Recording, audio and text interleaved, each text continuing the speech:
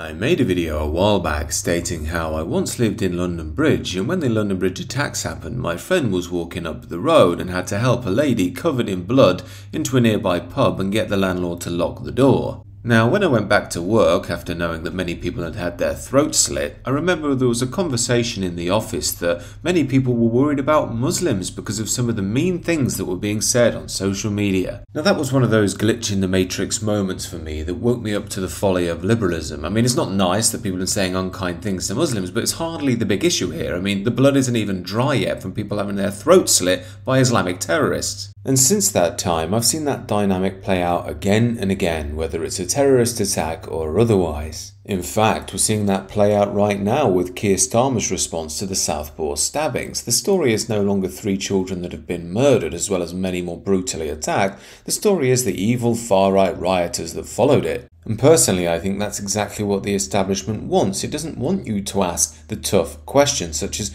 why on earth is a second-generation Rwandan immigrant attacking children? On top of that, white children. Was there a racial element to this? Are we even allowed to ask that anymore? Of course not, you far-right bigot. Sit down and shut up and complain about the rioters. And again, I'm not pro the riots, and one of the reasons for that is I knew that the establishment would use them to completely ignore the real problems that Britain is facing. Yet perhaps it wouldn't have mattered anyway, as after the recent attacks in Germany, which have been claimed by Islamic State, here you hear Sky News already pushing the line that the real danger here is the far-right, don't you know? When you look at something like this, you just really worry about how it could be used by those on the far right to stir up hatred. To look at this and say, well, here's the justification. This is why this will be jumped on by those on the far right to say, well, there's some justification to our cause. Now, firstly, the far right isn't the main issue here, but secondly, maybe that's because they do have a point. You don't have to agree with every tenet of far right ideology to see that maybe mass immigration and multiculturalism isn't quite working like the Liberals told us it would. And that's concerning. And nobody, ISIS is a terrorist organisation.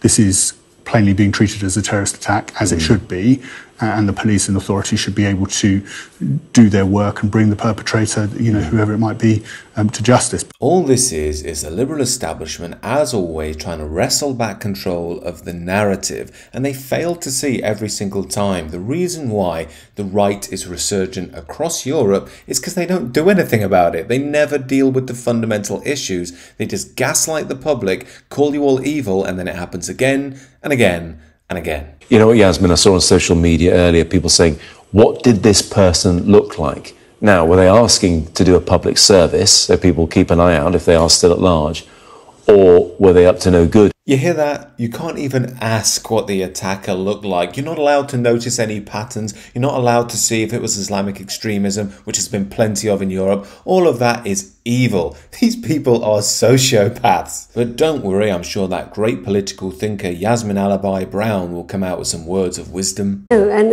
as Theo says, the whole riots thing and how it was instigated. And look, I'm a Muslim. Oh, there we go then. She's a Muslim. That explains it all. She's a victim. You stupid Europeans being concerned about these mass murders that keep happening. But this is just what Sky News does. After the first day of Notting Hill, we've had stabbings, sexual assaults, attacks on police officers. And guess how Sky News reports it? Last hour, they've given us an update that they've made 38 arrests and recovered 4 knives. And they said a man believed to be in his 20s has been stabbed. His injuries are not life-threatening. But overall, it's been a really peaceful and enjoyable day. Oh, a peaceful and enjoyable day. I'm not sure they'd use the same language if all those stabbings and attacks happened at, say, Wimbledon tennis competition. But remember, Notting Hill Carnival, which, by the way, goes on today as well, so we're going to see more violence, is seen as diverse by the Liberal establishment, and diverse means good. And remember, white is bad, which is why a school got marked down by Ofsted for not having enough black and Asian students. But this is the absurdity of the woke double standards we're living through. You just have to hope that more and more people are seeing this and waking up to what's really going on. That is our only hope. These are just my thoughts, however. Do let me know what you think down below, and do consider subscribing to the channel.